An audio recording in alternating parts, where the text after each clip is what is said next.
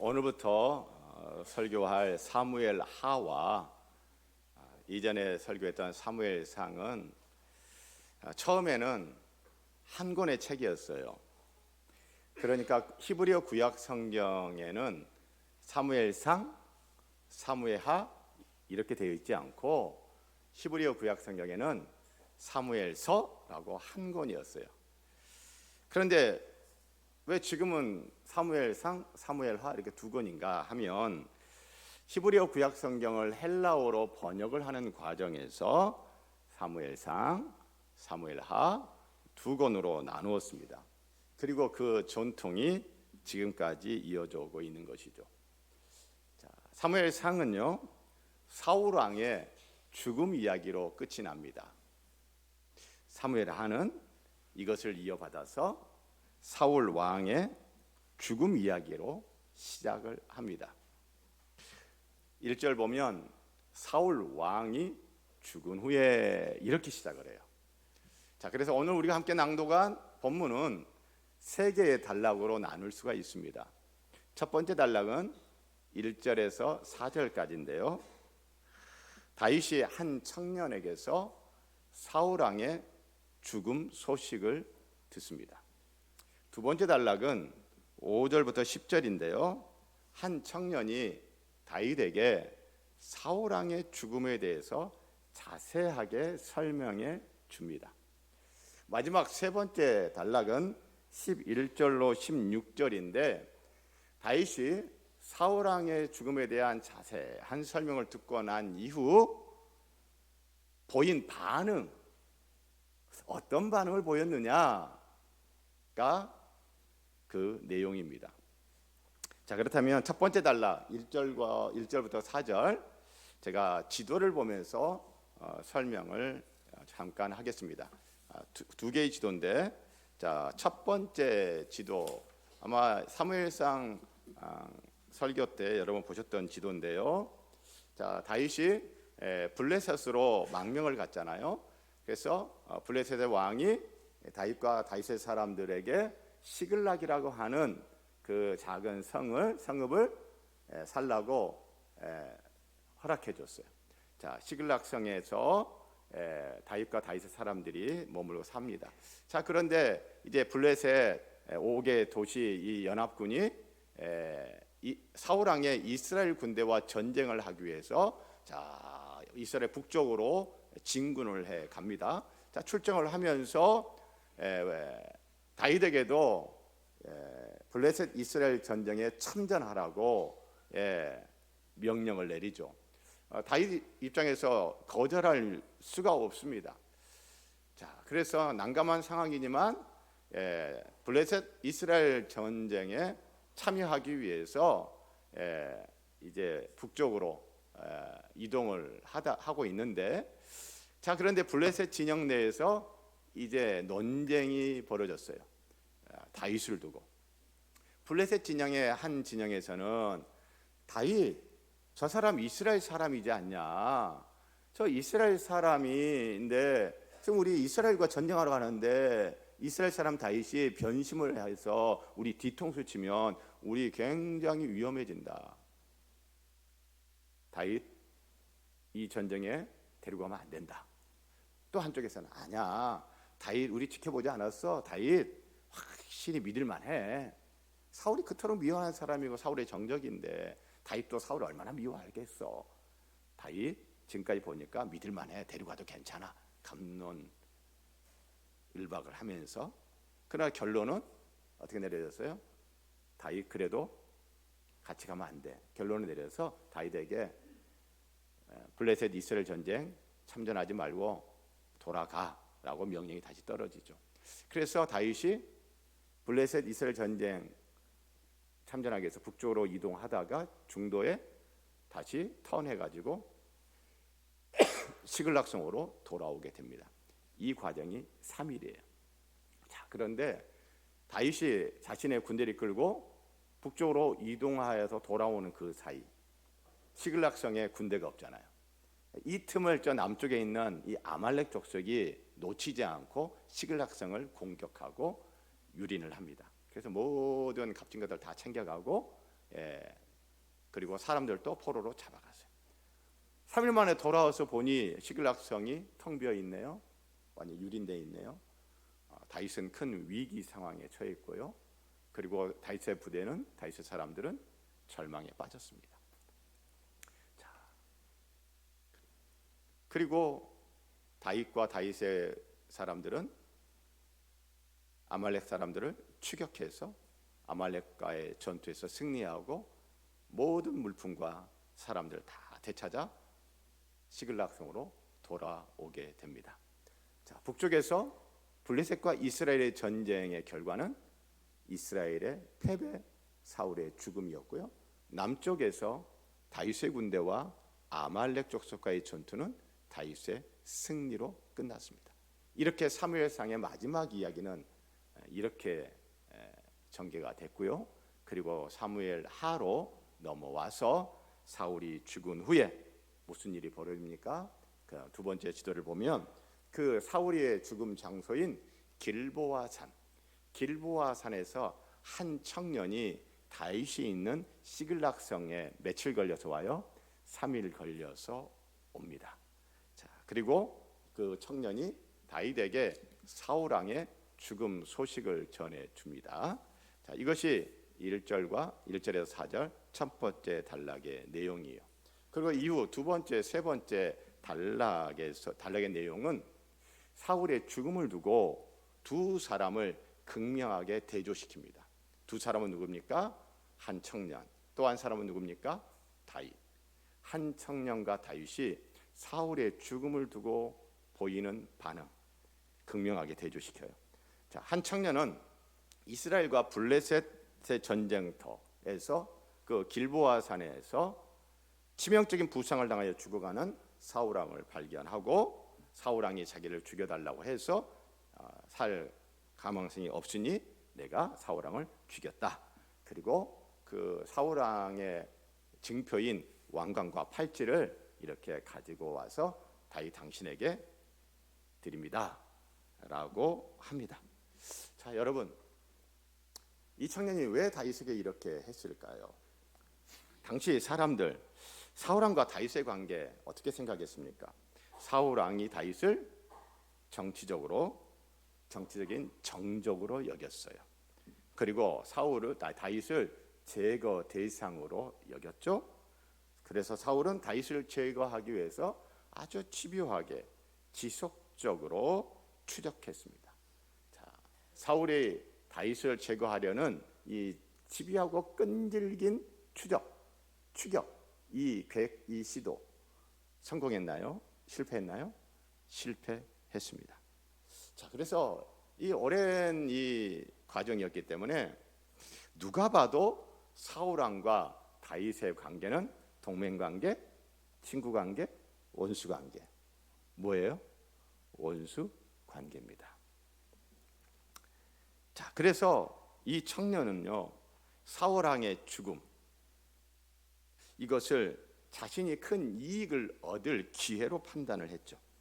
그래서 사울 왕의 죽음을 누가 좋아할 것이다? 다윗이, 그 누구보다도 다윗이 좋아할 것이다. 그래서 사울 왕의 죽음 소식을 가져가고 그것도 사울 왕을 내가 죽였다. 그리고 사울 왕의 그 증표인 왕관과 팔찌까지 가지고 가서 내가 이렇게 이야기를 하면 다윗이 나에게 상을 줄 거다, 벌을 줄 거다, 상을 줄 거다. 상도 작은 상, 큰 상, 아주 큰 상을 줄 거다라고 하는 기대를 하게 된 거죠. 자, 그래서 이 청년은요, 어떻게 하는 것이 나에게 이익인가?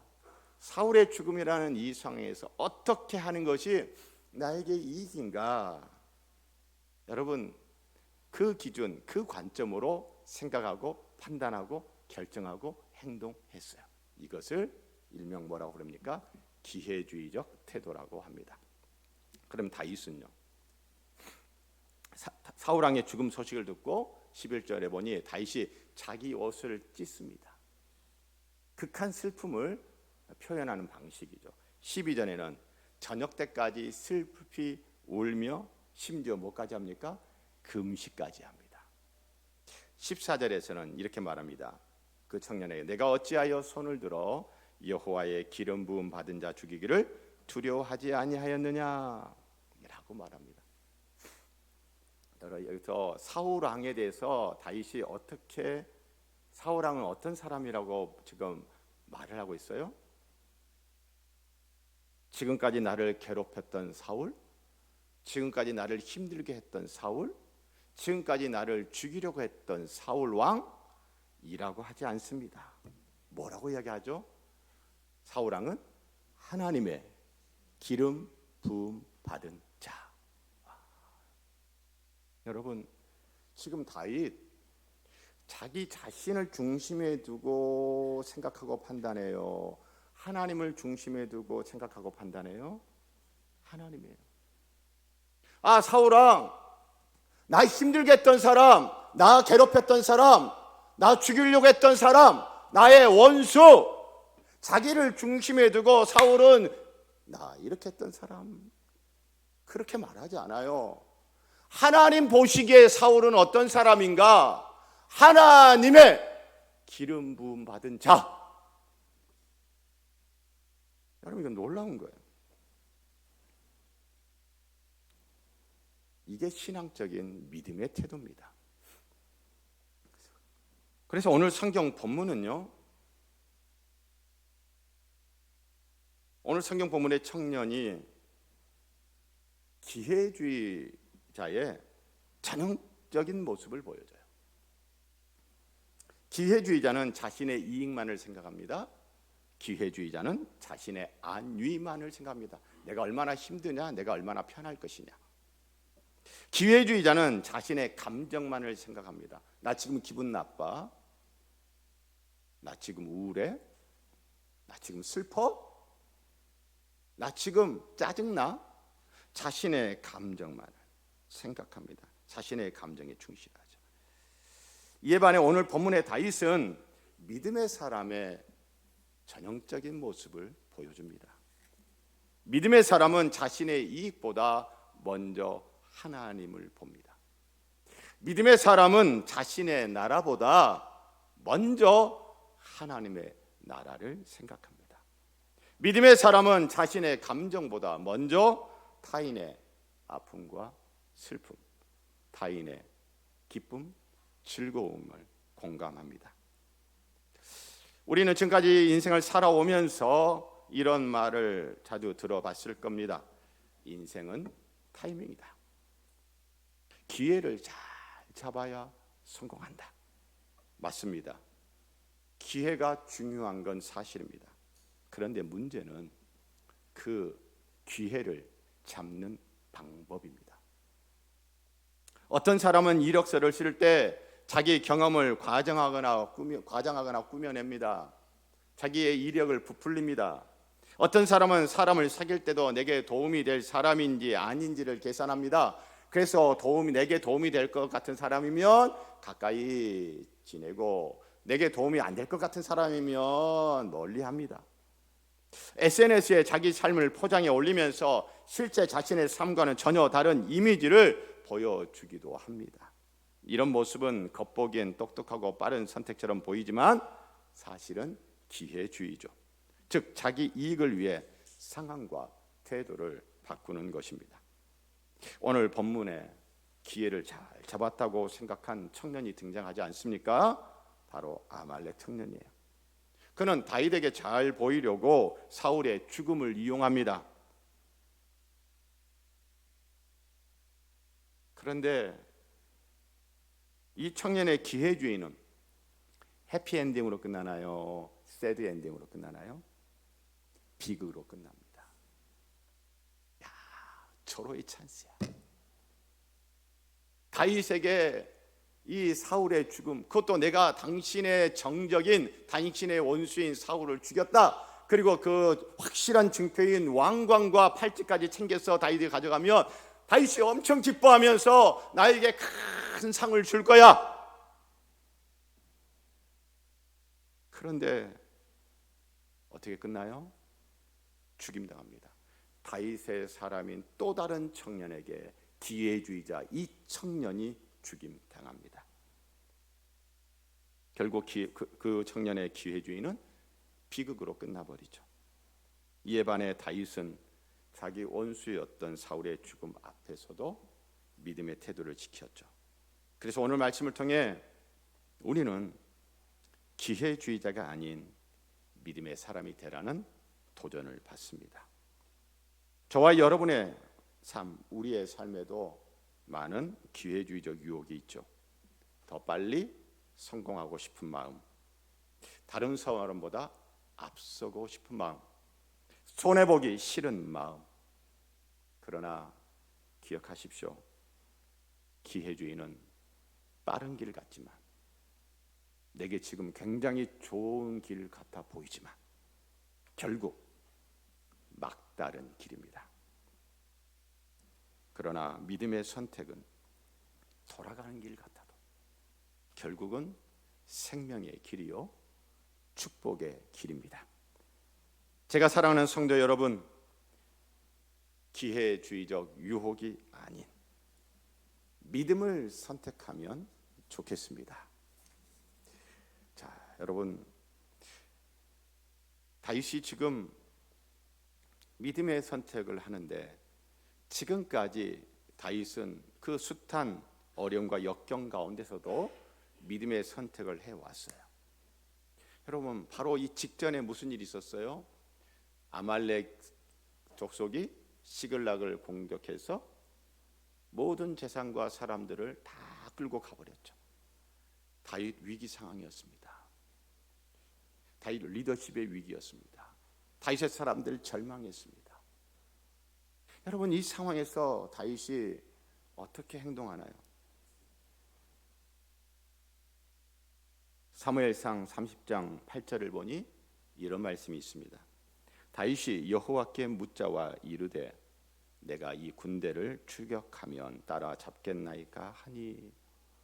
여러분, 이 상황에서 다윗이 뭐 하고 있어요? 하나님께 물어봐요. 하나님께 기도해요.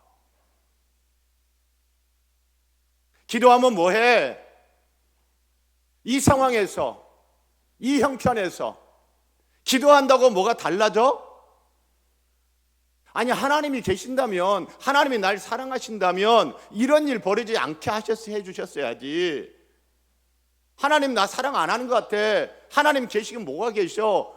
라고 생각할 수도 있을 텐데 다윗 하나님께 물어봅니다. 다윗 하나님께 기도합니다. 내 거 뺏겼어요. 다 뺏겼어요. 그러면 뭐 물어볼 게 뭐 있어? 야, 그런 거 물어보는 게 아니야. 그냥 쫓아가는 거야. 쫓아가서 싸워서 다시 되찾아와야지. 뭘 그런 거 기도해? 뭘 그런 게 하나님께 물어봐? 뭘 거기 그 상황에서 하나님의 뜻을 찾아?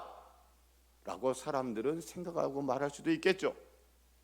그런데 다윗은 답답하게도 또 물어봅니다. 하나님께. 옆에 사람들한테 정말 답답하지 않겠어요? 또 기도하는 거예요. 지금 빨리 쫓아가도 지금 빠르지가 않은데 뭘 또 속 터지게 기도해. 그런데 다윗은 하나님께 물어봅니다. 하나님께 기도합니다. 그러니까 여호와께서 그에게 대답하시되 그를 쫓아가라. 내가 반드시 따라잡고 도로 찾으리라. 하나님으로부터 예스라는 답을 받고 쫓아가 순종합니다. 그리고 승리하고 다 되찾아오죠. 여러분, 위기를 극복하고 절망적인 상황을 뛰어넘고 잃었던 거 다 되찾고 큰 승리를 얻은 이 상황 속에서 다윗 얼마나 가슴 벅차겠어요. 얼마나 우쭐하겠어요. 봤지? 나 이런 사람이야. 하나님 하면서 봤지? 그런데 이때 기회주의자 청년이 다윗에게 와서 사울왕 죽었어. 내가 죽였어. 이거 보시오. 왕관과 발길을.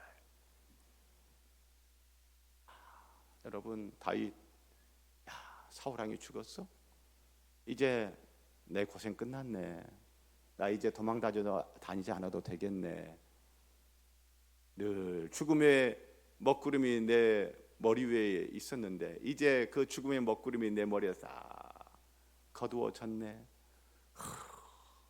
여러분, 승리소에 흥분되어 있는 상황에서 사울의 죽음 소식까지 전해주는 이 사람.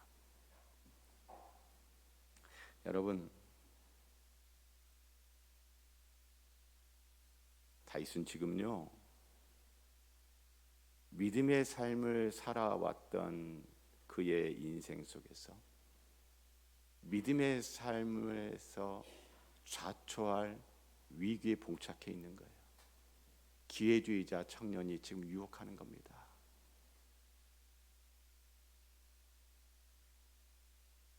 여러분, 다윗은 지금까지 그 숱한 어려움과 역경 가운데서 믿음의 선택을 해왔잖아요. 자신을 죽이는 사울 왕을 죽일 수 있는 기회가 여러 번 있었잖아요. 그러나 다윗은 그 여러분의 기회를 붙잡았어요, 안 붙잡았어요? 안 붙잡았어요. 다른 사람들이 보면 그 다윗은 바보 같아요.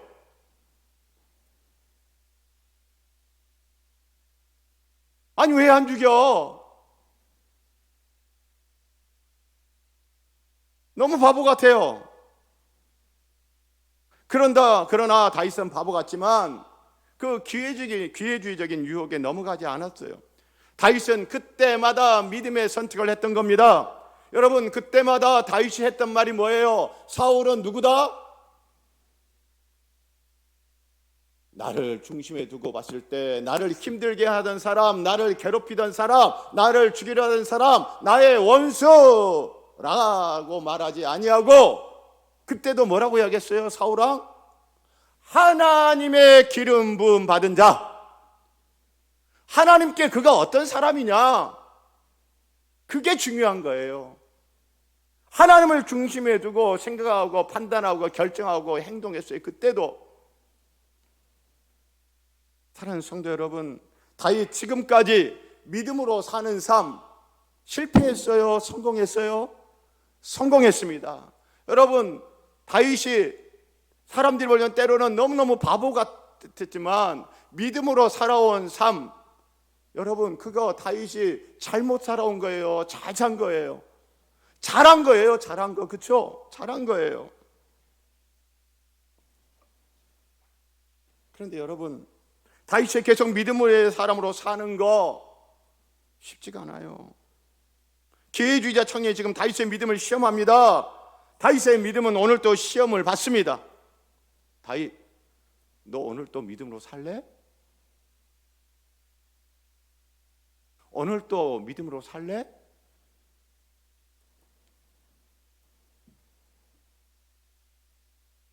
다윗이 믿음으로 지나온 과거 성공이에요. 그러나 그 과거의 성공이 미래에도 믿음으로 사는 것을 성공을 보장해 주지를 않아요. 때로는요, 과거의 나의 성공이, 내가 과거에 이렇게 믿음으로 살았어, 그 과거의 성공이 미래의 실패로 가는 디딤돌이 될 수도 있어요. 사랑하는 성도 여러분, 저와 여러분, 오늘 본문의 다윗, 믿음으로 사는 삶, 누가 좋아하고 누가 싫어하는 걸까요? 다윗이 믿음으로 살아왔던 그 삶을 오늘 또 선택하면서 믿음으로 사는 것, 하나님은 좋아하실 겁니다. 그러나 지난날 믿음으로 살아왔던 다윗, 오늘 또 믿음으로 사는 것, 사단과 마귀는, 세상은 안 좋아해요. 우리도 마찬가지입니다. 제가 사랑하는 성도 여러분, 믿음으로 살아오셨습니까? 잘 하셨습니다. 그 어려운 순간들 속에서, 가운데서도 성도님들 믿음의 선택을 하시며 믿음의 태도를 가지고 믿음으로 살아오셨습니까? 잘 하셨습니다. 그런데 오늘 성경 본문은 우리에게 이런 질문을 던지는 거예요. 오늘은 어떻게 사시렵니까? 이번 주는 어떻게 사시렵니까? 제가 사랑하는 성도 여러분, 기회주의자가 아닌 믿음의 사람으로 사시면 좋겠습니다. 기회주의자가 아닌 믿음의 사람으로 가정에서, 학교에서, 일터에서, 교회에서 살아가시기를 축복합니다. 기도하겠습니다.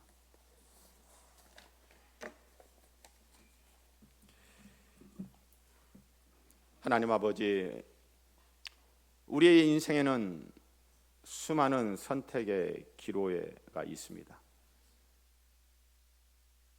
나는 어떤 선택을 하며 살아왔는지, 이제 또 나는 어떤 선택을 하며 살 것인지, 하나님, 기회주의자의 삶이 아닌 믿음의 사람으로 살기를 원합니다. 예수님의 이름으로 기도합니다. 아멘.